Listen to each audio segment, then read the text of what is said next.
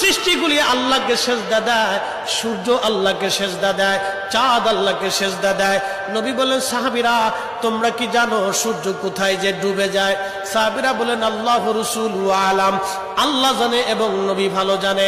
আল্লাহ নবী বললেন, সাহাবীরা রে, সূর্য যেতে যেতে আরশে মুআল্লার নিচে যায় আল্লাহকে সেজদা দিয়া সুবহানা রাব্বিল আলা বলে সূর্য পড়তে থাকে, আর সুবহানা রাব্বিল আলা বলে সূর্য তাসবিহ পড়তে থাকে, আর বলে, হে রব, আপনি যদি অনুমতি দেন পৃথিবীবাসীর জন্য আবার আলো নিয়ে ফিরে যাব, আর অনুমতি যদি না দেন আমি আপনার কুদরতি কদমে সেজদায় পড়ে পড়ে কাঁদতে থাকবো।